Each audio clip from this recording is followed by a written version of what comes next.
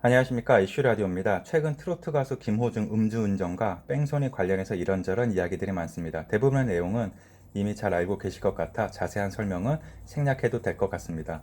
제가 주목하는 부분은 음주운전 부분에 대해서는 처벌받은 일이 없다는 것입니다. 음주운전을 한 것은 맞지만 사고 내고 17시간 지나서 음주 측정을 했을 때 혈중 알코올 농도가 제대로 파악되지 않아 결국 음주한 것은 알겠는데 음주운전으로 처벌할 수는 없기 때문입니다. 몇 년 전 2017년에 있었던 개그맨 이창명 사건 기억하실 것 같습니다. 교통사고를 내고 9시간이 지나 경찰에 출석해서 음주운전 무죄 판결을 받았던 사건입니다. 이때 재판부는 이 씨가 술을 마시고 운전했다는 합리적 의심은 들지만 술의 양이나 음주 속도 등이 측정되지 않아 혈중 알코올 농도 0.05% 이상 상태에서 운전했다는 것이 증명되지 않는다고 지적했다고 합니다. 또 다른 버전도 있습니다.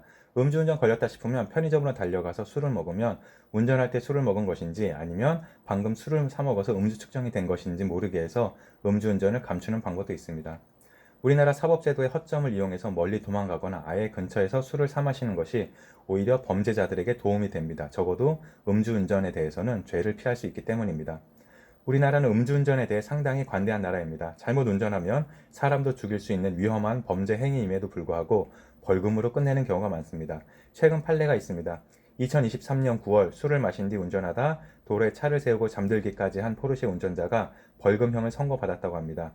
존경하는 판사님의 말씀에 따르면 사건 당시 피고인의 혈중 알코올 농도가 높고 도로에서 정차한 채 잠들어 교통사고의 발생에 위험을 야기했다면서도 피고인이 범행을 인정하면서 차량을 처분하는 등 재범하지 않을 것을 다짐하고 있고 아무런 전과가 없는 점 등을 고려해 형을 정했다고 합니다.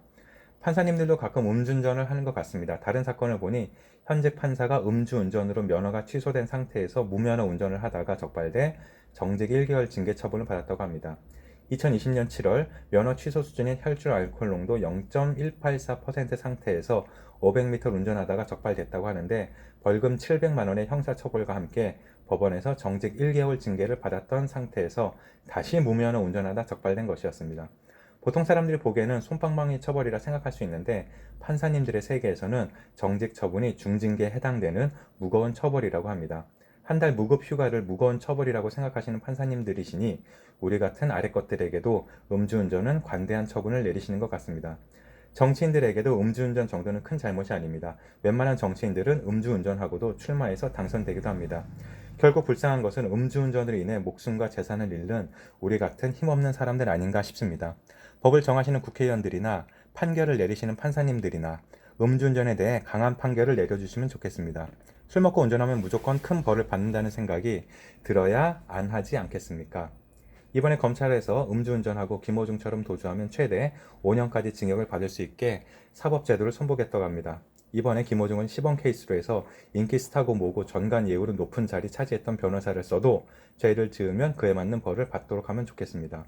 김호중이 대충 벌금형 받고 몇 달 있다가 팬들의 사랑을 노래로 갚겠다 헛소리가 나오지 않도록 김호중이 감옥에서 좀 썩었으면 좋겠습니다. 거기에 더해서 공연 위약금으로 지금까지 번 돈들도 다 반납했으면 좋겠습니다. 이야기를 들어보니 김호중의 고향인 경북 김천에는 김호중 소리길이 있다고 합니다. 김호중이 고등학교 때 다니던 길을 꾸며놓은 곳이라 하는데요. 김천에서 김호중 음주운전 사건 직후 이 길을 철거하려는 움직임이 보이자 김호중의 팬들이 들고 일어나서 철거를 하면 가만두지 않겠다고 으름장을 놓고 있다고 합니다. 이건 김호중이 교통 정리를 해줘야 할 문제 같습니다. 김호중이 김천의 이야기에서 반성하는 의미로 먼저 철거해달라 하면 김천시도 비난을 피할 수 있고 김호중 팬클럽도 김호중이 이야기했는데 반대하지는 못할 것입니다. 김호중 소리길 철거 이슈도 저번 사고 내고 도망갔던 것처럼 아무 말 않고 그냥 있으면 그 비난은 김호중 본인에게 갈 것이란 점도 김호중은 잘 알고 있을 것입니다. 얼마 전 김호중 팬카페에서 책임을 통감하고 사죄한다는 취지의 게시글을 올렸습니다. 아마도 김호중이 직접 이야기하지 않아도 팬들이 알아서 김호중 소리길을 철거하는 아름다운 모습을 보여주지 않을까 기대해 봅니다. 김호중은 돈 때문에 공연하는 것 아니냐 하는 의혹에 대해서는 그렇지 않다고 강하게 부정하고 있습니다. 예정된 공연은 팬들과의 약속이기 때문에 무료 공연이라도 할 것이란 입장인데 팬들과의 약속은 중요한 것을 알면서 교통사고 내면 내려서 확인하고 조치해야 한다는 그 약속은 왜 안 지키는지 모르겠습니다. 결론입니다. 김호중에게는 미안하지만 김호중이 영원히 회복할 수 없는 나락에 빠졌으면 좋겠습니다.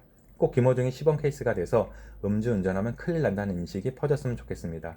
이번에도 대충 유야무야 넘어가는 일이 없으면 좋겠습니다.